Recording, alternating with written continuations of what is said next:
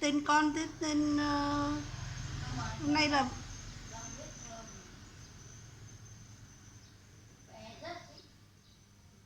hai ba bé rất thích học.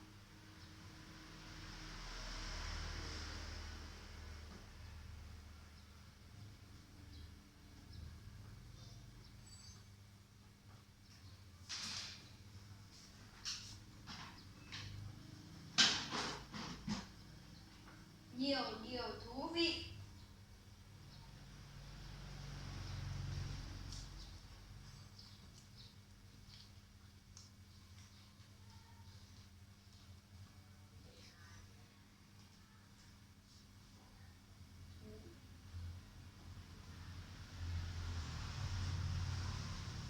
Để làm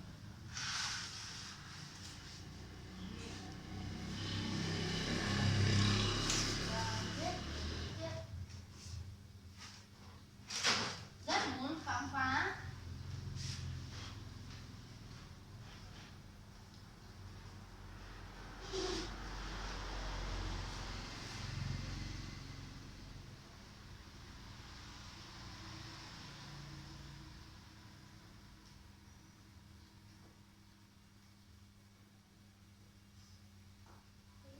Mọi thứ xung quanh.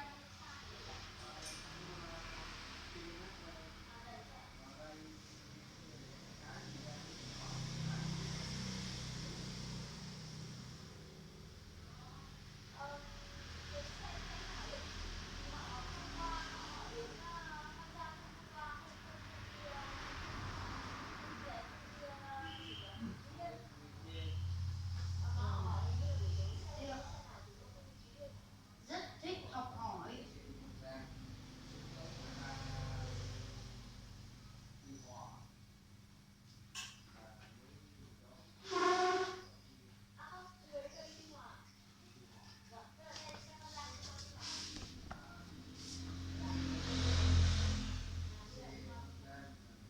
Những điều chưa biết.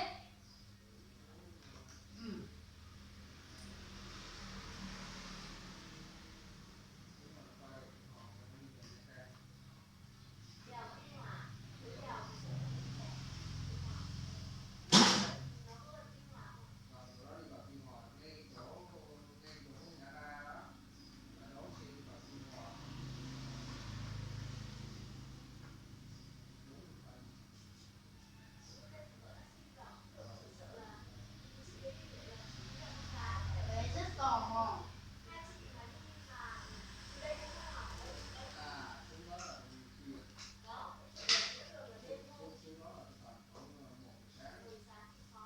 giữ không nó trôi đi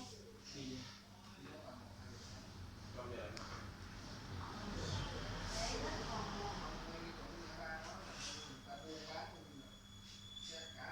Rất thích học hỏi.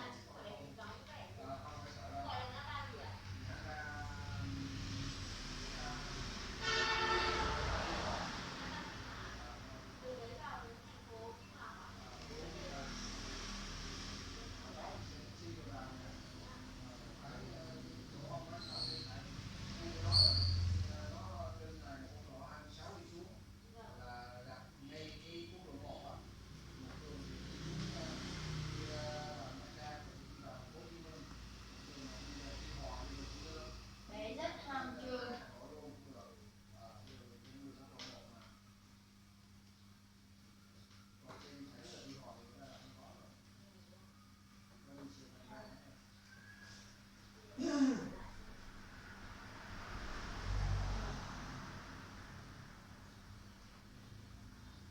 Rồi, chú cảm ơn nhá. Ham ngủ.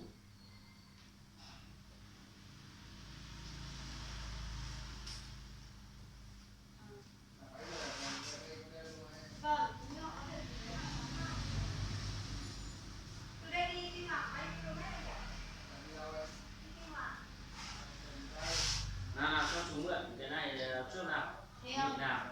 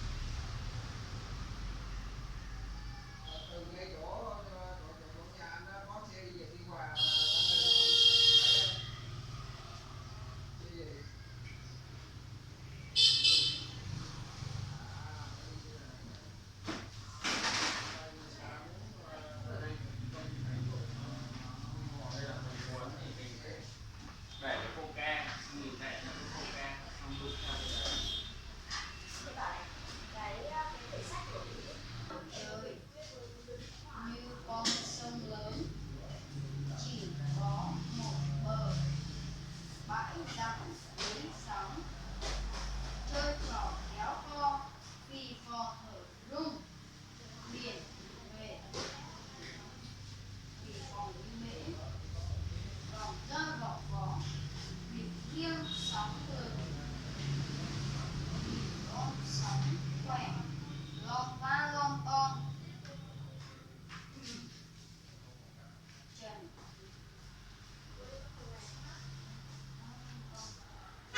biển to lớn thế vẫn là trẻ con. Hết rồi chú. Con đọc lại. Sông như con sông lớn chỉ có một bờ, bãi dòng với sóng, Chúng ta con đọc bằng tay. kéo co phì phò thở rung, như biển mệt như bể, nhìn con sóng lớn lo ta lo to, biển to lớn thế vẫn là trẻ con. Trần Mạnh Hải.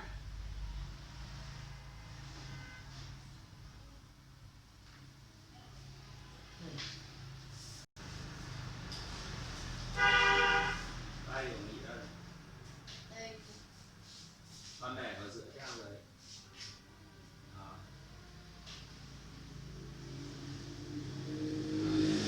Lên trên mặt làm một cái rất là đẹp. Tay của con sẽ sờ sờ giống như kiểu khi mà con dùng hai tay. Không cần Dạ nhanh vâng, đâu. không cần nhanh nhá. Đấy, hai tay con như là khi mà con chơi đàn ấy. Lại nha. Vâng. Nó lướt mà anh không quên. Chờ chút, chờ chút. Chờ chú để in tay chờ chú để chú còn lấy nét. Con là di Trời chuyển. ơi, bây giờ làm được chậm ấy.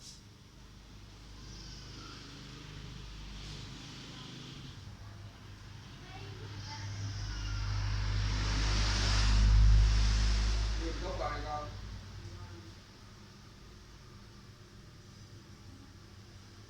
Nhí nhằng suốt rồi.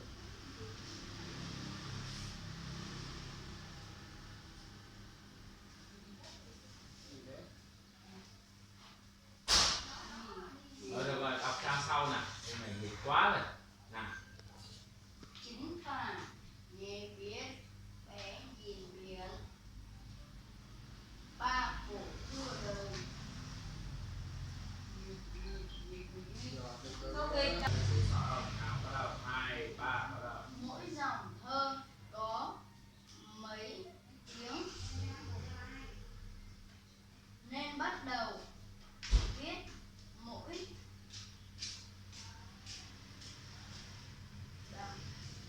dòng thơ từ ô nào trong vở, tìm tên các loài cá, bắt đầu bằng chờ, cá chim bắt đầu bằng chờ, cá chấm tìm các tiếng bắt đầu bằng chờ hoặc chờ có nghĩa như sau: em trai của bố,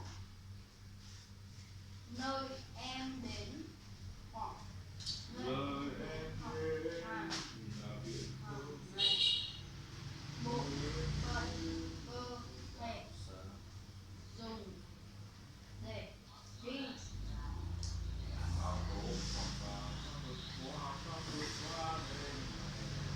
Nhìn gốc đi con, chân cảnh kiểu gì lạ thế không? Tìm tên các loài cá.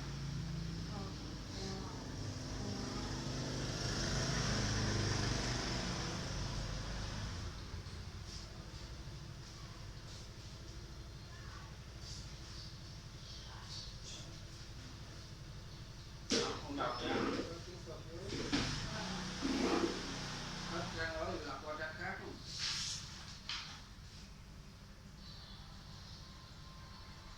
Ba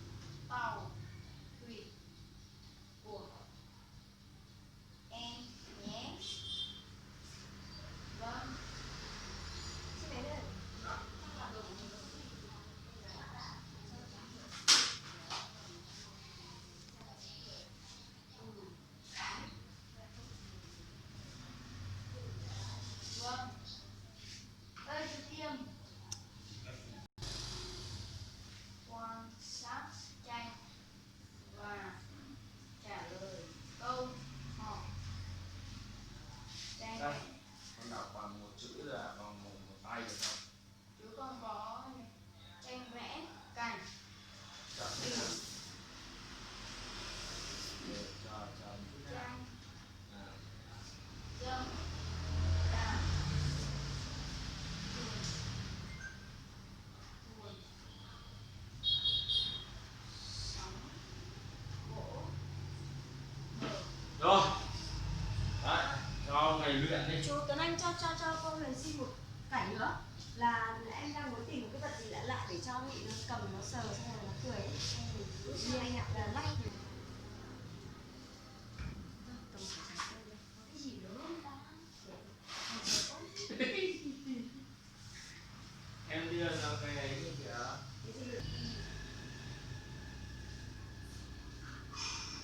Mệt quá. Có cái gì nữa không? Ba cầm lên. Cất cái Thầy có cái gì đâu. sách của chị.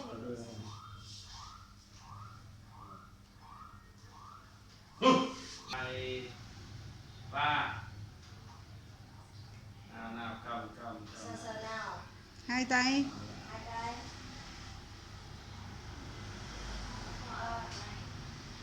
Cái đầu nó thành gì?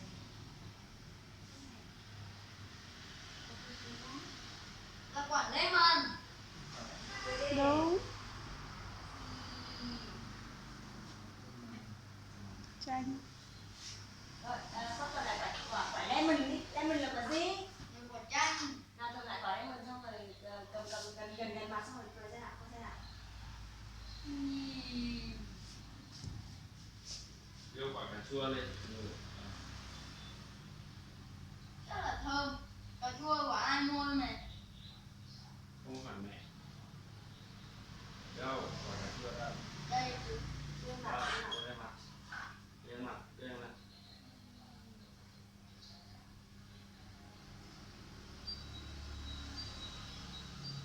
Quả này là quả thơm thơm.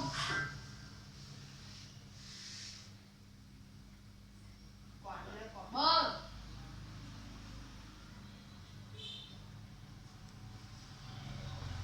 Hết rồi cô. Hình như là hết rồi. Cái đây là quả gì? Quả điện thoại. Cái quả gỗ. Đâu gỗ đâu gỗ? Chính xác. Bò khô. Quả gỗ. Ông này Khánh à? Ông này Khánh à? Xì siêu.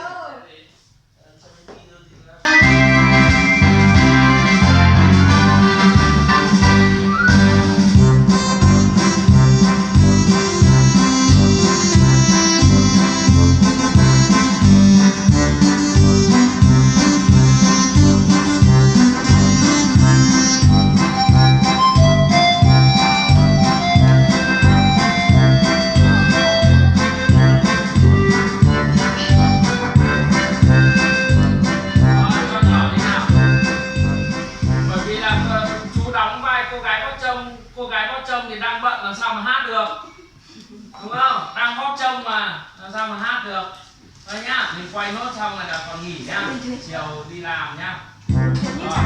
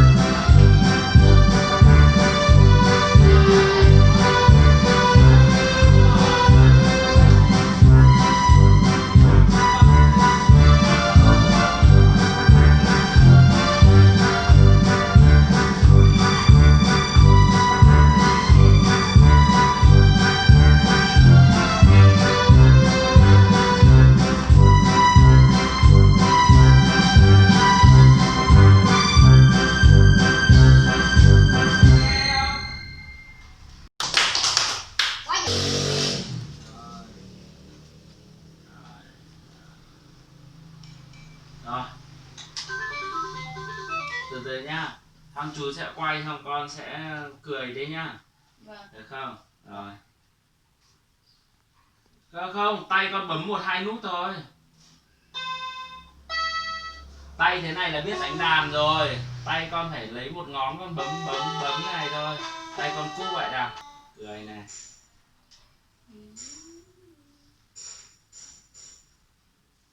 Mổ cò tiếp đi.